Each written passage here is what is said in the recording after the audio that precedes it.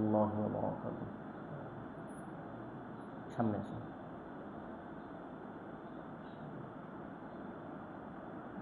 الحمد لله نحمده ونستعينه ونستغفره ونؤمن به ونتوكل عليه ونعوذ بالله من شرور أنفسنا ومن سيئات أعمالنا.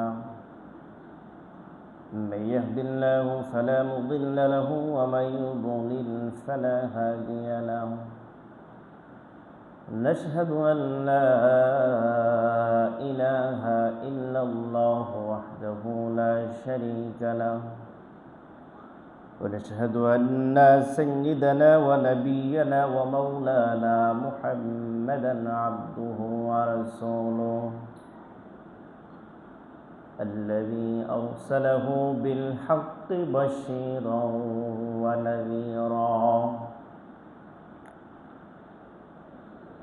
وداعيا إلى الله بإذنه وسراجا منيرا. فقد قال الله تعالى في كلامه المجيد والفرقانه الحميد: أعوذ بالله من الشيطان الرجيم. بسم الله الرحمن الرحيم.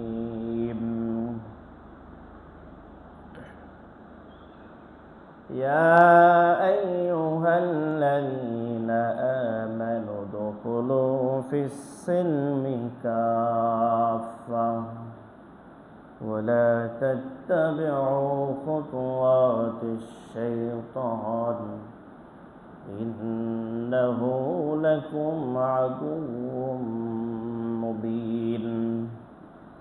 وقال تعالى: إن الله وملائكته يصلون على النبي يا أيها الذين آمنوا صلوا عليه وسلموا تسليما. সকলে দরুদ ইব্রাহিম পড়ি। اللهم صل على محمد وعلى آل محمد كما صليت على إبراهيم وعلى آل إبراهيم إنك حميد مجيد. اللهم بارك على محمد وعلى آل محمد كما باركت على إبراهيم وعلى آل إبراهيم إنك حميد مجيد. صدق. আলহামদুলিল্লাহ, আল্লাহ পাকের দরবারে লাখো কোটি শুকরিয়া যে আল্লাহ তাআলার অশেষ মেহেরবানিতে ইয়াউমুল জুমার দিন যাবতীয় ব্যস্ততাকে উপেক্ষা করি অসংখ্য মানুষের মধ্য থেকে বাছাই করি সুস্থ রেখে যে আল্লাহ পাক আমাদেরকে পৃথিবীর সর্বোত্তম জায়গা তার ঘরে আসার বসার তৌফিক দান করলেন। সকলে মনিবের দরবারে শুকরিয়া আদায় করছি আলহামদুলিল্লাহ। সকলে আরো একবার বলছি আলহামদুলিল্লাহ। মানবতার মুক্তির দূত, সমস্ত নবীদের সরদার, সাইয়্যিদুল কাওনাইন, খাতামুন নবিয়্যিন, সর্বশেষ নবী, সর্বশ্রেষ্ঠ নবী, নবীদের নবী জনাবে মুহাম্মদ রাসূলুল্লাহ সাল্লাল্লাহু আলাইহি ওয়াসাল্লাম। আপনারা সবাই কেমন আছেন?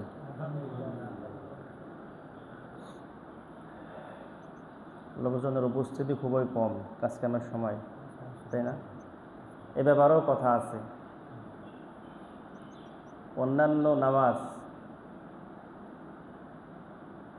যেমন ফজর, জোহর, আসর, মাগরিব, এশা, এ ব্যাপারে হুকুম একরকম, জুমার নামাজের ব্যাপারে হুকুম আর এক রকম।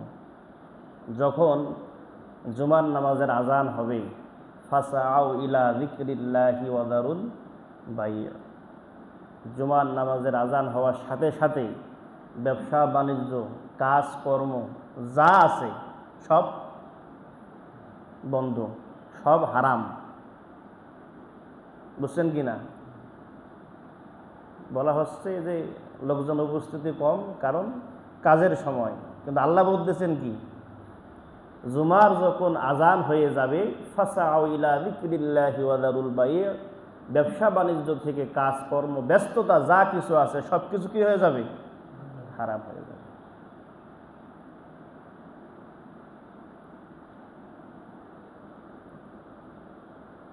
যাই হোক, আজকে আপনাদের মসজিদে আমার দ্বিতীয়বার আসা, আমাকে আবারও আসতে বলা হয়েছে, এজন্য আসছি।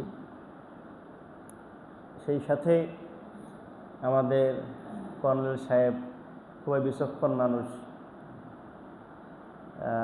হুজুরদেরকে খুব যাচাই বাছাই করে দেখা হচ্ছে আর কি। আসতে বলা হয়েছে, সেই সাথে বলা হয়েছে যে আপনি কোন বিষয়ে কথা বলবেন।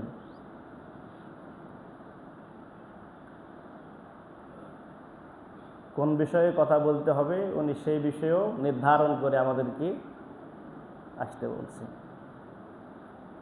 তারই ধারাবাহিকতায় আজকে আমরা তেলাওয়াত করেছি সূরা বাকারা আয়াত নাম্বার 208। সেই সাথে আরও স্মরণ করিয়ে দিতে বলছেন, আমরাও সে বিষয়েও চিন্তা ফিকির করছি। সামনে যেহেতু কোরবানি, এ বিষয়েও ইঙ্গিত করতে বলছেন। সেই সাথে মসজিদদের দান সদকা এ জাতীয় বিষয়, বিভিন্ন বিষয়ে উনি উল্লেখ করতে বলছেন। তারা ধারাবাহিকতা আমরা তেলাওয়াত করেছি সূরা বাকারার 208 নম্বর আয়াত। তেলাওয়াতকৃত আয়াত থেকে আল্লাহ পাক আয়াতের হক আদায় করে কিছু কথা বলা, সেই সাথে সর্বপ্রথম আমি সহ আল্লাহ পাক যেন সবাইকে সেই মোতাবেক আমল করার তৌফিক দান করেন বলে আমিন। স্যার সামনে আসেন স্যার। ও হ্যাঁ, ঠিক আছে, থাকেন, সমস্যা নেই থাকেন। সম্মানিত মুসল্লিয়ানে কেরাম,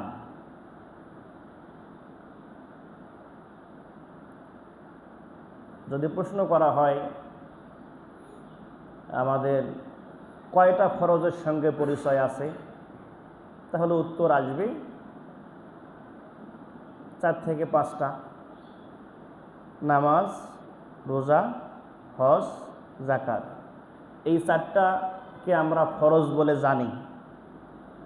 এর বাইরেও কিছু ফরজিয়াত যে আছে এটা আমরা জানি না। সেই বিষয়ে আমাদের কর্নেল সাহেব বলছেন যে মুসলমান হওয়ার উপায় এবং মুসলমান থাকার উপায়। একজন মানুষ, একজন মুমিন, একজন মুসলমান যে কোনো সময় ঈমান থেকে বেরিয়ে যেতে পারে, ঠিক কি না? এমনও হতে পারে সকালে ঈমানদার, বিকেলবেলা বেঈমান হয়ে গেছে, হতে পারে কি না? তাহলে ঈমানটা সবসময় কিন্তু থাকে না, কোনো সময় ঈমানটা চলেও যেতে পারে। তাহলে আমরা মোটামুটি এই 4টা ফরজের সঙ্গে আমাদের পরিচয় আছে, নামাজ, রোজা, হজ, যাকাত। সেই সাথে আজকে আমরা যে আয়াতটি তেলাওয়াত করেছি, এই আয়াতেও আল্লাহ পাক ফরজের বিষয়ে একটা কথা তুলে ধরছেন। আলহামদুলিল্লাহ। আল্লাহ তাআলা বলতেছেন, ইয়া আইয়ুহাল্লাযীনা আমানু দুখুলু ফিস-সিলমি কাফা, হে ঈমানদারগণ তোমরা পরিপূর্ণভাবে ইসলামের মধ্যে প্রবেশ করো। কি বলছেন? হে ঈমানদারগণ তোমরা পরিপূর্ণভাবে, কথাটা মনে একটু খেয়াল করবেন, হে ঈমানদারগণ তোমরা পরিপূর্ণভাবে ইসলামের মধ্যে প্রবেশ করো। ওয়ালা তাত্তাবিউ খুতুওয়াতিশ শাইতান, এবং শয়তান তো আছেই নাই, এটা অনুসরণ করা যাবে না। ইন্নাহু লাকুম আদুকুম মুবিন, শয়তান হচ্ছে আমাদের প্রকাশ্য দুশমন, প্রকাশ্য শত্রু। আয়াতের দিক খেয়াল করতে হবে। ইয়া আইয়ুহাল্লাযীনা আমানু দুখুলু, কোরআনের কিছু ভাষা আছে আল্লাহ তাআলা অনুরোধ করছেন, এমনিতেই কোনো কথা বলছেন, আবার কোনো কোনো কথা আল্লাহ পাক হুকুম করে, আদেশ করে, নির্দেশ দিয়ে বলছেন। তার মধ্যে একটি আয়াত হচ্ছে সূরা বাকারা 208 নম্বর আয়াত।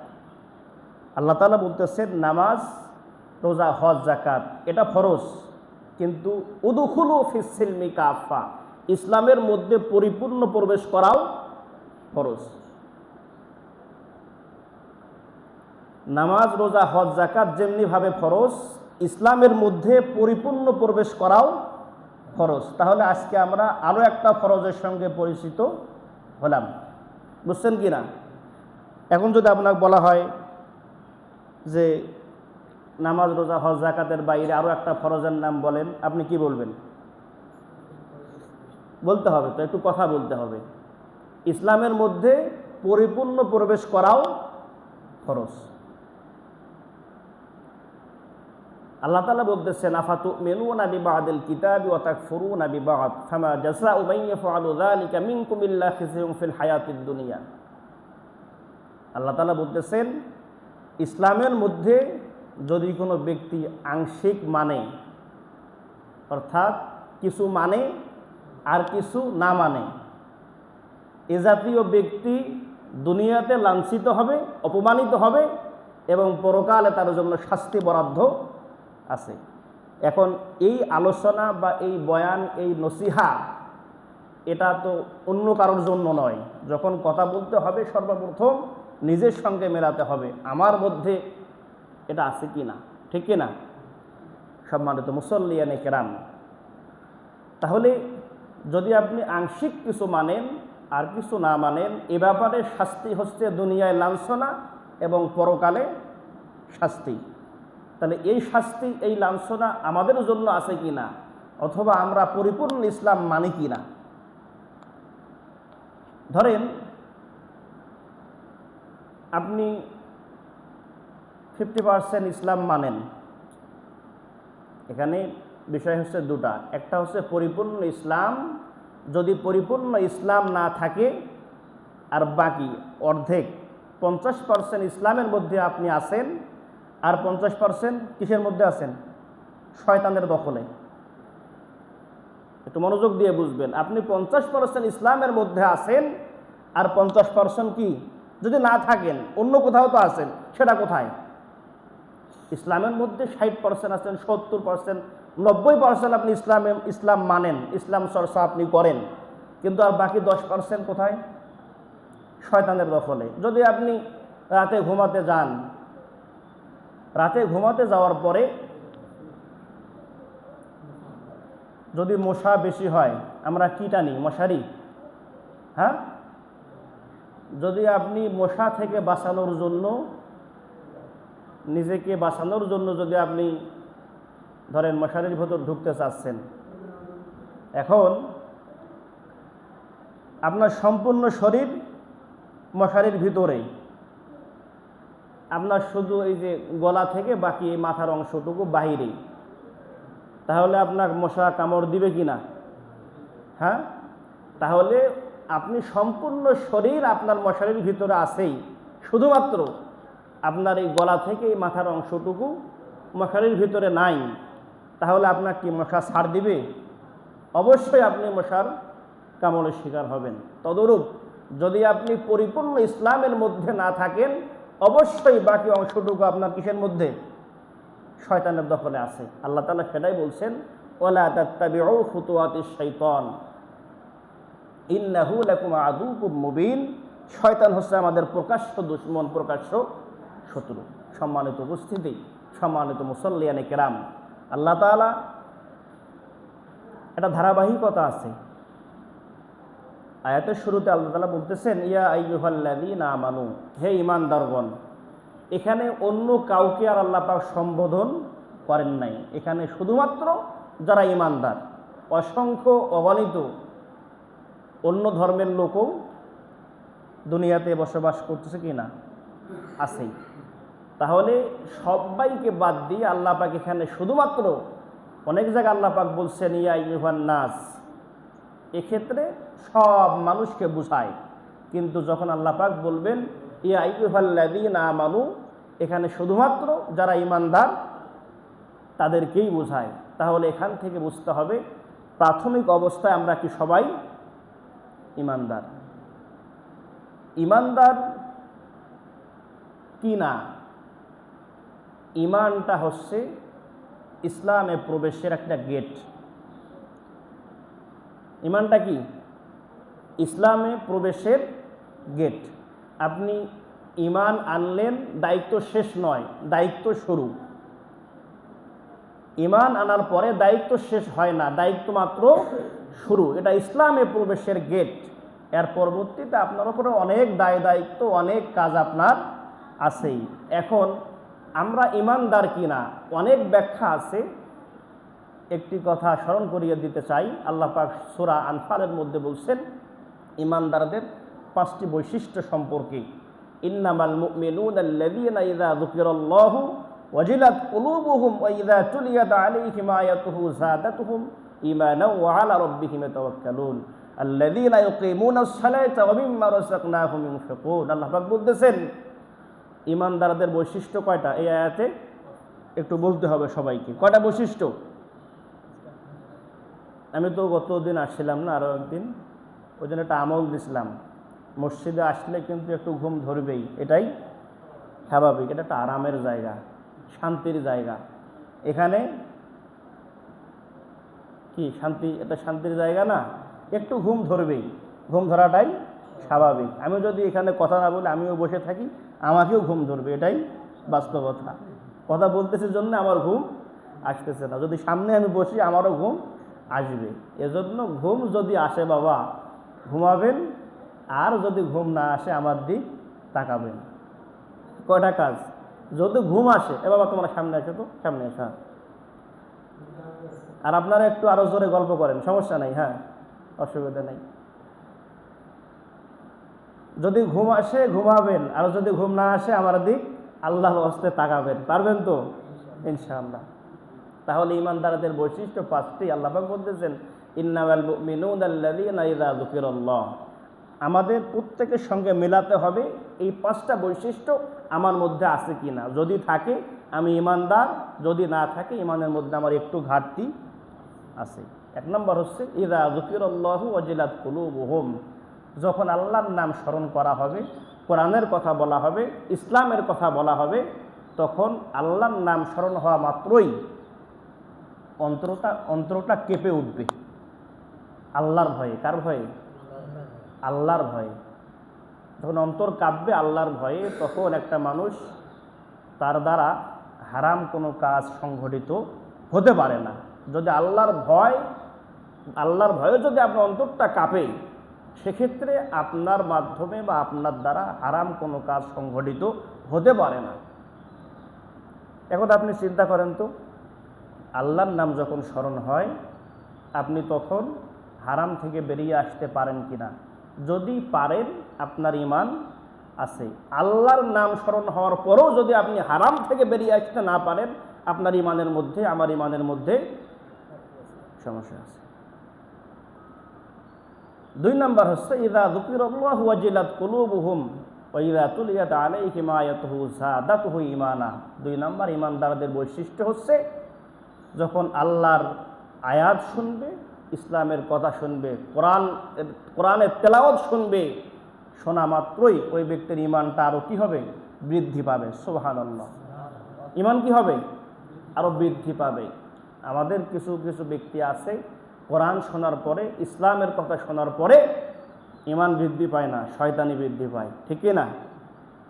তাহলে 2 নম্বরে আল্লাহর আয়াত তেলাওয়াতের পরে, কোরআনের বাণী শোনার পরে ওই ব্যক্তির ঈমান কি হবে? বৃদ্ধি পাবে। ওয়া আলা রাব্বিহিম ইয়াতাওয়াক্কালুন। 3 নম্বর বৈশিষ্ট্য হচ্ছে প্রত্যেকটা কাজে, প্রত্যেকটা বিষয়ে ঈমানদার ভরসা করবে কার উপর?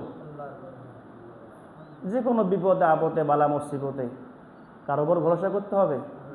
আল্লাহর উপর। আমরা কিন্তু বিপদে পড়লে আল্লাহর উপর পরিপূর্ণ ভরসা করতে পারি না। চিন্তা করি আল্লাহ এটা পারবে কি না, এটা মনের মধ্যে সন্দেহ তৈরি হয়।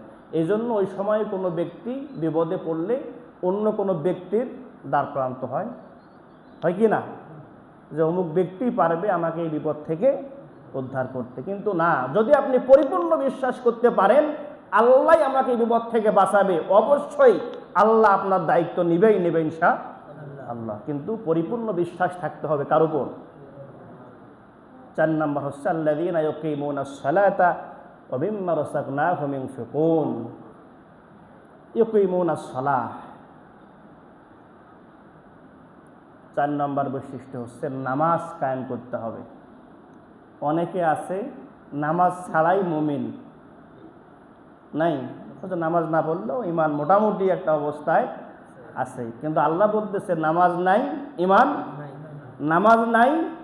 সহজ কথা, যার নামাজ নাই তার ইমান নাই। আবার যুক্তি দাঁড় করায় নামাজ কালাম না পড়লেও মুই কিন্তু কারো কোনো অপরাধ কোনো ক্ষতি বা অন্যায় মোর দ্বারা কিন্তু হয় না।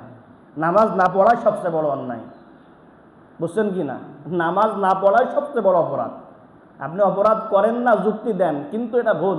আপনি নামাজ পড়েন নাই মানে আপনি সবচেয়ে বড় অপরাধী। ওয়ামিম্মা রাযাকনাহুম ইউনফিকুন, 5 নম্বর ইমানদারের বৈশিষ্ট্য হচ্ছে যে রিজিক আল্লাহ তাকে দিয়েছেন সেখান থেকে আল্লাহর রাস্তায় ব্যয় করতে হবে। অনেকে যুক্তি দাঁড় করায় আমার তো আল্লাহ পাক খুব বেশি দেয় নাই, দেওয়া তো সামর্থ্য আমার নাই। কিন্তু আল্লাহ কি বলছে, যে রিজিক আল্লাহ দিয়েছেন হতে পারে 100, হতে পারে 1000, হতে পারে 1000, হতে পারে 1 লাখ, যা দিয়েছেন যতটুকু দিয়েছেন আল্লাহ পাক বলতেছেন সেখান থেকে আল্লাহর রাস্তায় ব্যয় করতে হবে। তাহলে যদি আজকে আপনাকে বলা হয় যে এই মসজিদ উন্নয়নের জন্য আপনাকে আজকে কিছু ব্যয় করতে হবে, আপনি অনেক যুক্তি দাঁড় করাবেন, এ সমস্যা সে সমস্যা ইত্যাদি ইত্যাদি কথা বলবেন কি না। কিন্তু আল্লাহ পাক বলতেছেন কি, যে রিজিক আল্লাহ পাক দিয়েছে সেখান থেকে আপনাকে ব্যয় করার মতো মানসিকতা থাকতে হবে। যদি এই 5টা বৈশিষ্ট্য আপনার মধ্যে থাকে, যদি এই 5টা বৈশিষ্ট্য আপনার মধ্যে আমাদের মধ্যে থাকে, তাহলে বুঝতে হবে ইমানের কিছু অংশ আমাদের মধ্যে আছে। তাহলে কি এই 5টার সঙ্গে পরিচয় আমাদের আছে? হয়তো বা কারো 2টার সঙ্গে, কারো 3টা বৈশিষ্ট্যের সঙ্গে পরিচয় আছে, অথবা কারো 5টি বৈশিষ্ট্য আছে। যদি কারো না থাকে আল্লাহ পাক এই ইমানের 5টা বৈশিষ্ট্য অর্জন করার তৌফিক দান করুন বলে আমিন। সম্মানিত মুসল্লিয়ানে কেরাম, ইমানদার হলাম। ইমান হচ্ছে ইসলামে প্রবেশের গেট। আমরা কেবলমাত্র সাধারণ মানুষ থেকে ইমানদারের খাতায় নাম লেখাইছি, এরপর আমাদের কাজ শুরু। আল্লাহ পাক বলতেছেন এই আয়াতটি আপনাদের সকলের মুখস্থ, ইয়া আইয়ুহাল্লাযীনা আমানুত্তাকুল্লাহা হাক্কা তুকাতিহি ওয়া লা তামুতুন্না ইল্লা ওয়া আনতুম মুসলিমুন। হে ঈমানদারগণ, তোমরা আল্লাহকে ভয় করো যেমনিভাবে ভয় করা উচিত, অর্থাৎ যতটুকু ভয় করলে হারাম থেকে বেরিয়ে আসতে পারবেন। কি পরিমাণ ভয়? যতটুকু আল্লাহ পাককে ভয় করলে হারাম থেকে বেরিয়ে আসতে পারবেন ততটুকু ভয় করা উচিত। এবং আল্লাহ পাক আয়াতের শেষাংশে বলতেছেন ওয়ালা তামুতুন্না ইল্লা ওয়া আনতুম মুসলিমুন, এবং তোমরা মুসলমান না হয়ে মৃত্যুবরণ করো না। কাদেরকে বলতেছেন? ইমানদারদেরকে আল্লাহ পাক বলতেছেন মুসলমান না হয়ে মৃত্যুবরণ করো না। এই আয়াতে প্রমাণ করে ইমানদার হওয়াই মানে পরিপূর্ণ মুসলমান হওয়া নয়। কি আল্লাহ পাক এখানে ইমানদারদেরকে বলতেছেন তোমরা আল্লাহকে ভয় করো এবং পরিপূর্ণ মুসলমান না হয়ে মৃত্যুবরণ করো না। তাহলে ইমানদার হওয়া অর্থ পরিপূর্ণ মুসলমান নয়। পরিপূর্ণ মুসলমান হতে গেলে যদি আজকে প্রশ্ন করা হয় ইসলাম মানে কি, কি বলবেন? শান্তি, যেটা আমরা জানি কিন্তু আসল অর্থ ইসলাম মানে হচ্ছে আত্মসমর্পণকারী। মুসলিম মানে কি? আত্মসমর্পণকারী। কার কাছে? আল্লাহর কাছে। একজন মুসলিম আত্মসমর্পণ করবে কার কাছে? আল্লাহর কাছে। তাহলে যদি আপনি আত্মসমর্পণ আল্লাহর কাছে করেন, তাহলে আপনার প্রত্যেকটা কাজকর্ম, প্রত্যেকটা সিদ্ধান্ত হবে আল্লাহ। আল্লাহ যা বলবে এটাই ফাইনাল। এ ব্যাপারে কোনো আপত্তি, কোনো প্রশ্ন চলবে? চলবে না। সেই সাথে সামনে কুরবানির বিষয়ে আমরা এই ইতিহাস সকলে আমরা জানি যে সেই পৃথিবীর শুরু থেকে, আদম আলাইহিস সালাম থেকে শুরু থেকে এ পর্যন্ত কোরবানি নামক যে সুন্নাহ, সেই যখন ইব্রাহিম আলাইহিস সালাম তার সন্তানের নাম কি? ইসমাইল আলাইহিস সালাম, যখন তাকে স্বপ্নের কথা ব্যাখ্যা করলেন, কি স্বপ্ন দেখলেন? ফালাম্মা বালাগা মাআহু সা'য়া ক্বালা ইয়া বুনাইয়া ইন্নী আরা ফিল মানাম। উনি স্বপ্নে দেখলেন তার সন্তান ইসমাইলকে জবেহ করতেছেন। নবীদের স্বপ্ন কিন্তু ওহী, নবীদের স্বপ্ন। এখন এটা স্বপ্নে দেখছেন, এটা বাস্তবায়ন করতে হবে কি না? বাস্তবায়ন করতে হবে। সেই হিসাবে তার সন্তানকে বললেন যে বাবা, আমি স্বপ্নে দেখতেছি আমি তোমাকে জবেহ করতেছি। সন্তান জবেহ করার কথা শোনার পরে স্বাভাবিকভাবে রাগ হওয়ার কথা কি না? এ কি স্বপ্ন, উল্টাপাল্টা স্বপ্ন আপনি দেখেন, রাগ হওয়ার কথা কি না? আপনি আর কোনো স্বপ্ন দেখেন নাই, আমাকে জবেহ করার স্বপ্ন আপনি দেখছেন, এটা কেমন উল্টাপাল্টা স্বপ্ন আপনার? এটা তো বলা দরকার ছিল, তাই না? বলে নাই। ক্বালা ইয়া আবাতি ফাআল মা তু'মার সাতাজিদুনি ইনশাআল্লাহু মিনাস সাবিরিন। বাবা, আপনি যে স্বপ্ন দেখছেন এটা আল্লাহর পক্ষ থেকে, অবশ্যই, ঠিক কি না? আপনি যে স্বপ্নটুকু দেখছেন এটা আপনি বাস্তবায়ন করেন, এ ব্যাপারে আমার কোনো আপত্তি নাই।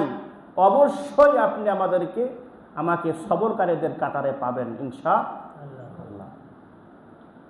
বাবা স্বপ্নে দেখলেন সন্তানকে জবেহ করতেছেন, সন্তান শোনার পরে কোনো রকম আপত্তি নাই।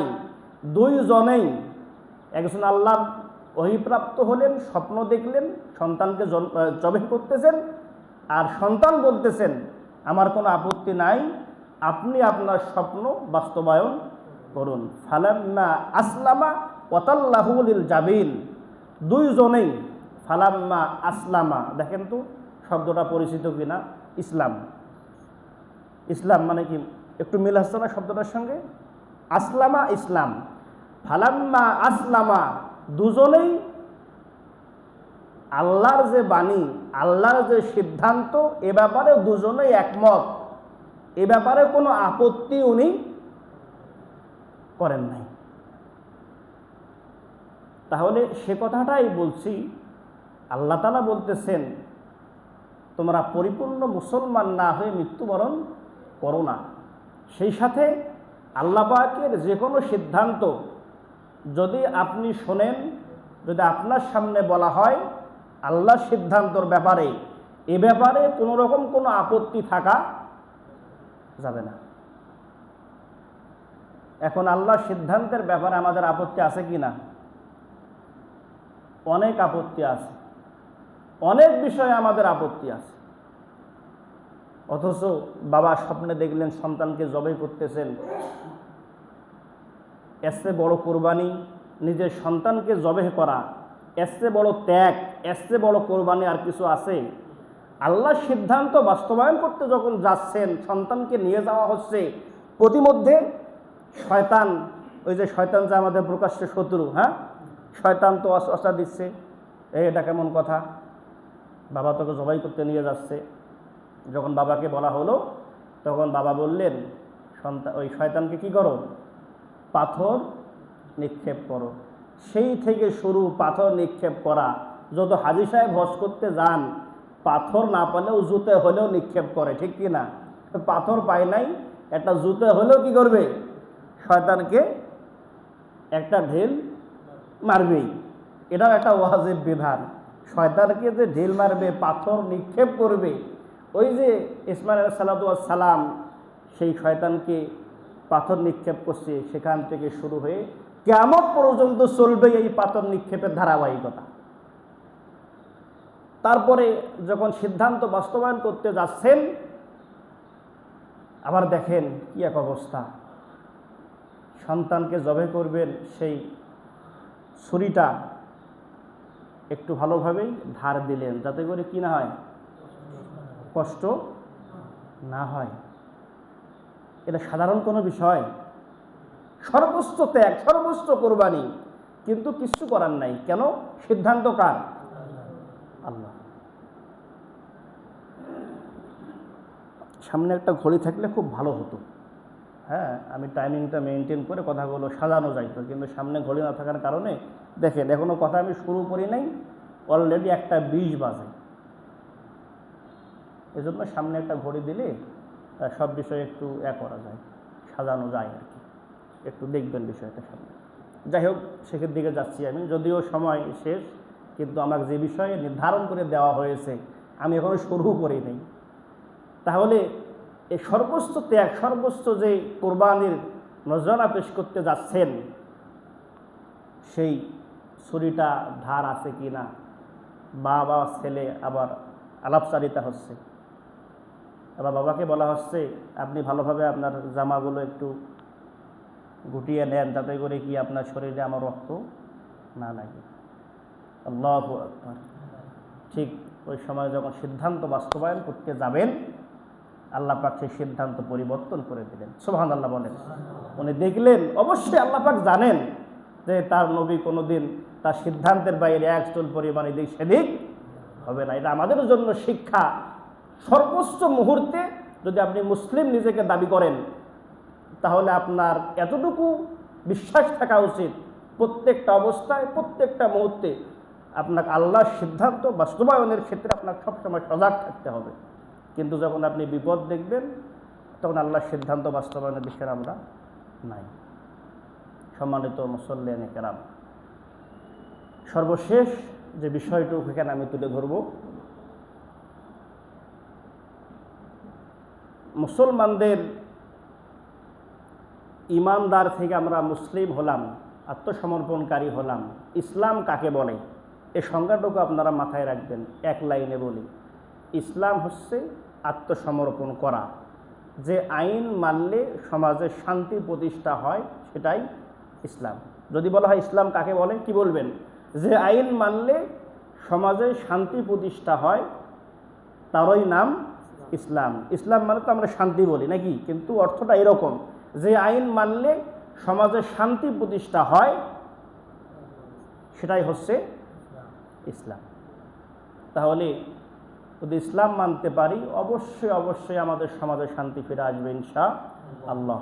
আমার আলোচনা শেষ করতে পারলাম না সময় স্বল্পতার কারণে, যতটুকু বলছি আল্লাহ পাক আমি সহ প্রত্যেককে যেন আমল করার তৌফিক দান করুন বলে আমিন। আসসালামু আলাইকুম ওয়া রাহমাতুল্লাহ। যারা সুন্নত পড়েন নাই, সুন্নত পড়ে নেন।